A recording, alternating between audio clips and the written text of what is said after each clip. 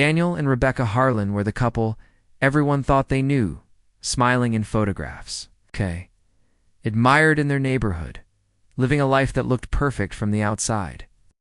But behind closed doors, cracks were spreading, secrets were festering, and trust was slowly unraveling. When Rebecca surprised her husband with a birthday trip to the mountains, it seemed like a chance to repair what was broken.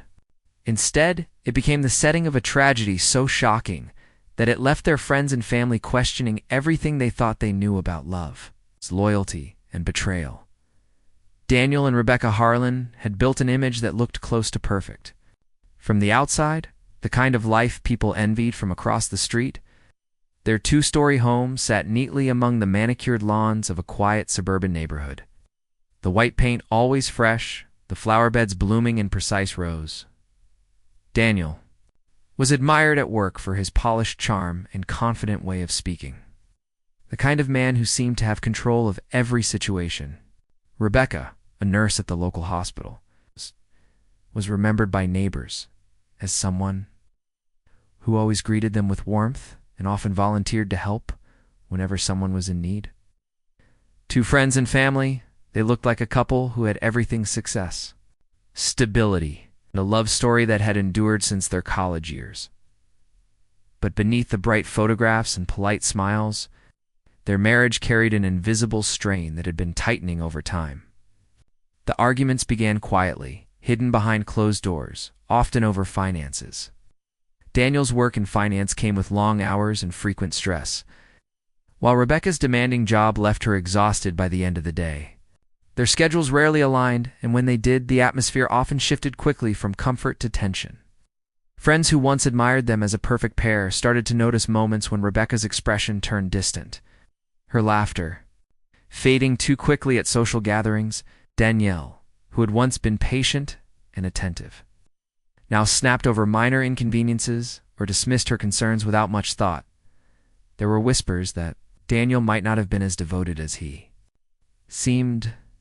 Rumors circulated about late nights at the office that didn't always involve work, and unexplained absences that Rebecca couldn't account for.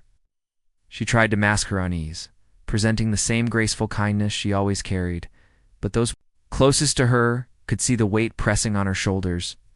In quiet conversations with her sister, she admitted her growing doubts about her husband's honesty. Still, Rebecca never stopped trying. She suggested vacations, dinners out, and small attempts to bridge the gap, determined to restore what she believed had once been strong. When Daniel's birthday approached, she decided on something more dramatic, a gesture that might revive their connection. She planned a weekend trip to a mountain resort, a place they had visited once before in the early days of their marriage. Back then, the trip had been filled with laughter, hikes along winding trails, and long evenings spent watching sunsets together. Rebecca thought recreating that memory could help remind them both of who they used to be. To their friends, it sounded like a romantic surprise, and Daniel himself seemed pleased when she told him. He boasted about the getaway to coworkers, telling them how thoughtful his wife was and how much he was looking forward to it. What no one else knew was that Rebecca saw the trip as more than just a birthday. It was her chance to finally confront the suspicions that had been growing in her mind. The unaccounted-for money from their shared bank account, the unexplained tension in Daniel's voice, the way he avoided direct answers when she asked questions, these were shadows she couldn't ignore any longer. She hoped that away from the distractions of their daily life, in the quiet of the mountains, she could demand honesty. Whether that would heal their marriage or confirm her worst fears, she was determined to find out. The couple left for the trip with bags neatly packed and smiles fixed for the world to see, but under the surface their story was far from the picture-perfect image they projected. What Rebecca didn't know was that her gesture of love and hope would soon unravel into something darker, setting the stage for a tragedy no one in their neighborhood could have imagined. The mountain resort Rebecca had chosen sat high above the valley, a place where the air felt cleaner and the world seemed quieter. Nestled between towering pines and rocky cliffs, it was the kind of destination that promised peace, escape, and breathtaking scenery. For most couples, it was a place to unwind and recharge, but for Daniel and Rebecca, it carried heavier meaning. Rebecca hoped the trip would mend the fractures in their relationship. While Daniel's reasons for welcoming it remained far less clear, the drive up was long. Winding through rural roads before climbing into sharp inclines that cut through the mountainside. Rebecca played soft music to ease the silence that often grew between them, occasionally commenting on the beauty of the view outside. Daniel smiled and nodded at her words, but his thoughts seemed distant, his gaze fixed on the road ahead. At one point, she reached for his hand, and though he allowed it, there was no warmth in his grip. The tension was subtle, the kind of discomfort that an outsider might not notice, but Rebecca felt it with every passing mile. When they arrived, the resort welcomed them with rustic charm. The wooden cabins, each with a balcony overlooking endless stretches of forest, gave the illusion of intimacy and comfort. Rebecca seemed hopeful, unpacking carefully, arranging Daniel's things as though small gestures might bridge the growing space between them. She suggested they explore the area. Soon they were walking along trails that twisted through trees, heavy with late summer leaves. Tourists passed them with cheerful greetings, snapping pictures at scenic points, but the couple remained locked. In their own bubble, Daniel's attention shifted frequently to his phone, and though he tried to mask it, Rebecca noticed. She said nothing, saving her questions for later. When the quiet of the cabin would leave them no place to hide, to their friends and family back home, the weekend appeared idyllic. Daniel posted a smiling picture of himself on the balcony, writing a caption about how his wife had planned the perfect birthday surprise. Rebecca, in her usual gentle way, sent a photo of the sunset to her sister, describing it as breathtaking. The outside, the trip was unfolding exactly as planned. Celebration, a romantic gesture, a reminder of love. Yet the truth was sharper, more fragile. The night before Daniel's birthday, their cabin became a cage for words too heavy to remain unspoken. Guests staying nearby would later recall hearing raised voices, though no one could make out the details. Behind closed doors, Rebecca had finally begun to confront the doubts that haunted her. The missing money, the late nights, the distance that had grown between them, it all came rushing forward. What she didn't realize was that Daniel had been preparing his own answers, carefully rehearsed to deflect suspicion, but carrying little. Of the sincerity she craved, morning came with the crisp bite of mountain air, and Rebecca seemed determined to press on with the day's plans. She suggested a hike to one of the most famous lookouts, a cliffside point where the valley stretched endlessly below. Daniel agreed, his demeanor calm and collected, but there was a sharpness in his eyes that Rebecca missed. They set off together, carrying water bottles and a camera, blending in with the other tourists who made their way along the trail. To anyone who passed them, they looked like any other couple celebrating a milestone. Their laughter staged just enough to appear convincing. Rebecca's hope clung stubbornly to the idea that this trip could save them. That if Daniel just admitted his mistakes, they might rebuild what was broken. What she could not see was how fragile her safety had become. How each step closer to the edge of that trail brought her nearer to a truth far darker than anything she suspected. The birthday surprise she had so carefully planned was transforming into something else entirely. A backdrop for betrayal that would soon shatter every illusion of love and devotion. The morning of Daniel's birthday dawned bright, a kind of day that promised clear skies and crisp views from the mountain trails. Rebecca woke early, slipping quietly from bed to prepare a light breakfast. She moved with purpose, holding on to the hope that the day would unfold peacefully, that this gesture of love could draw them closer again. Daniel emerged later, appearing relaxed, dressed in hiking clothes, his expression composed and unreadable.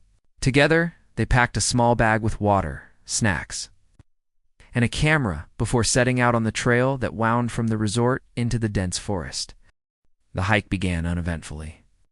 Sunlight filtered through the tall trees, dappling the path with shifting shadows. Birds called overhead, and the faint sound of rushing water echoed from somewhere deep in the woods. Couples and families passed by, offering polite nods, but for Daniel and Rebecca, the silence between them spoke louder than any passing words. Rebecca tried to break it by pointing out the scenery, remarking on the fresh air and the beauty of the trail, but Daniel's responses were clipped, his tone void of the enthusiasm one might expect on such an outing. After nearly an hour of walking, The trees began to thin, revealing glimpses of the valley below. The trail narrowed as it climbed higher, leading toward the lookout point that drew so many visitors. The lookout was known not only for its breathtaking views but also for the danger it presented. The cliff was sheer, dropping hundreds of feet into the rocky valley. There was a wooden railing in place, but parts of it were weathered and unstable. Signs warned visitors to remain cautious, yet many still leaned close to the edge for photographs. When they reached the lookout, the area was unusually quiet. Only a few hikers were scattered along the trail behind them, and the cliffside itself was nearly empty. Rebecca stepped toward the edge, pausing at the railing to take in the view. The valley stretched endlessly below, a patchwork of green forests and winding rivers glinting in the sun. She breathed deeply, feeling both awe and unease at the vast drop beneath her feet. Daniel stood a few steps behind, his expression unreadable as he watched her. Moments later, a sound shattered the calm. A scream echoed across the valley, followed by the sickening silence of something final. Oh. Rebecca's body was seen tumbling from the cliff, vanishing into the depths below. Hikers who arrived shortly after described the scene in fragments, Daniel shouting, pointing toward the drop, claiming she had slipped while trying to take a picture. Some rushed down the trail to alert resort staff, while others tried to comfort Daniel, who stood pale and shaken at the edge. Rescue teams responded quickly, but the terrain was unforgiving. Hours later, Rebecca's body was retrieved from the rocky valley floor. The injuries were catastrophic, leaving little doubt about the violence of the fall. To everyone present, it seemed at first like a tragic accident, the kind of misstep that happens too often in places where beauty and danger intertwine. Daniel repeated his story calmly, insisting that his wife had leaned too far over the railing to take a picture and lost her footing. He appeared distraught, his hands shaking as he spoke, his face a mask of grief. Yet even in those first chaotic hours, certain details raised questions. Rebecca's phone, found later in her pocket, showed no sign of being used at the time. Daniel claimed she was taking a picture. Her shoes, sturdy and designed for hiking, bore no indication of slipping on loose gravel. A tourist who had been a short distance behind them recalled seeing Rebecca standing still at the railing, not leaning or taking photos moments before the scream. Small inconsistencies, barely noticed at first, began to take root in the minds of investigators. What looked like a tragic accident would soon unravel into a far darker story. Rebecca's fall was not as simple as Daniel wanted others to believe. The cliffside, with its deceptive beauty and treacherous drop, had become the stage for a crime carefully hidden beneath the mask of misfortune. Detectives arrived at the resort within hours of the fall, their presence transforming the atmosphere from one of shock to suspicion. At first, the case had been treated as a tragic accident, the kind that was sadly common in mountainous areas. But small inconsistencies in Daniel's account began to trouble the investigators. They interviewed witnesses who had been on the trail that morning, and although most couldn't provide much detail, one hiker recalled hearing voices raised in argument as they approached the lookout. Another remembered seeing Rebecca standing calmly near the railing, not leaning forward or holding a phone, contradicting Daniel's claim that she had been trying to take a picture when she slipped. As the day turned into night, Daniel was taken in for a formal interview. He recounted the events with confidence, insisting that Rebecca's fall had been nothing more than a misstep. He emphasized her excitement about capturing the view, repeating the same explanation several times. Detectives noted his composure, how carefully he chose his words, and how little emotion he displayed considering what had just happened. To them, it felt more like a performance than genuine grief. The autopsy results added to their doubts. Rebecca's injuries revealed signs of force inconsistent with a simple slip. Bruising on her arms suggested she may have been grabbed or shoved before she went over the edge. Forensic experts studying the trajectory of her fall concluded that the angle made it unlikely she had simply leaned too far and toppled. It was far more plausible that she had been pushed with deliberate strength, while investigators examined the physical evidence. They also delved into the couple's personal lives. Rebecca's phone records uncovered a series of messages she had exchanged with her sister in the days leading up to the trip. In them, she admitted she was worried about Daniel, hinting that he was hiding financial secrets and possibly seeing someone else. She confessed she planned to confront him during the getaway, using the time alone as an opportunity to demand answers. Those messages painted a far more troubled picture of their marriage than Daniel had portrayed. Bank records uncovered another layer of suspicion. Months earlier, Daniel had taken out a large life insurance policy in Rebecca's name, a detail her family insisted she had never mentioned. The timing was damning. It had been arranged shortly after Daniel's gambling debts began to spiral out of control. Investigators traced large withdrawals from their joint account to casinos and online betting sites. Losses that explained the missing money Rebecca had confided about.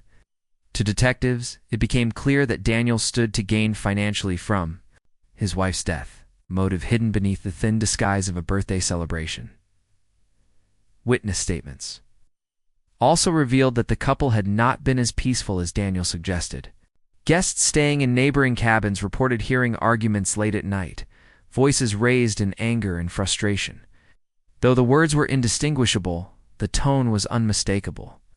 Staff at the resort described Daniel as distant, frequently checking his phone, while Rebecca appeared tense and distracted. To them, the weekend had not resembled a romantic getaway at all, but rather to people locked in a strained and fragile relationship. As the investigation deepened, detectives uncovered another critical piece of evidence. Daniel's phone records showed a string of calls to a woman saved under the initial C, placed both before and after the trip. Further digging revealed she was a co-worker with whom he had been having an affair.